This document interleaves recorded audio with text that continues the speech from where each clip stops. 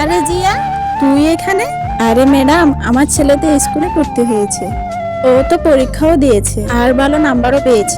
এখন যে মহিলাটা আপনার কেবিন থেকে বের এলো, আপনি জানেন উনি কে? না, কে উনি?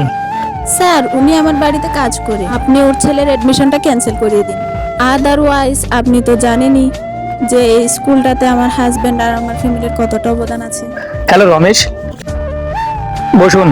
দেখুন তো ওনাকে চেনেন কিনা। হ্যাঁ স্যার, উনি আমার ম্যাডাম, আমি ওনার বাড়িতেই কাজ করি। দেখুন, উনি বলছেন ওনার ছেলে নাকি আপনার ছেলের সাথে একসাথে পড়তে পারবে না, আর সেই কারণে আমি যেন আপনার বাচ্চার অ্যাডমিশনটা ক্যান্সেল করে দিই।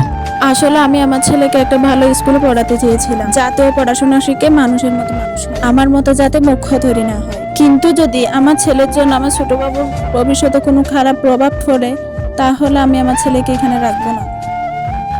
দেখলেন আপনি, এই ম্যাডাম আপনার জন্য কত বড় স্যাক্রিফাইস করতে রাজি হয়ে গেল। আপনারা যতই বড় লোক হয়ে যান না কেন, কিন্তু আপনাদের চিন্তা ভাবনা ছোটই থাকবে। সেই কারণে আমি ওনার বাচ্চার অ্যাডমিশন ক্যান্সেল তো করাবোই না, উল্টে আপনার বাচ্চার অ্যাডমিশন ক্যান্সেল করাবো। হোয়াট?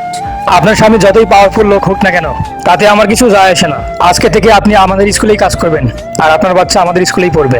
এত বড় সাহায্যের জন্য অনেক ধন্যবাদ। নমস্কার স্যার।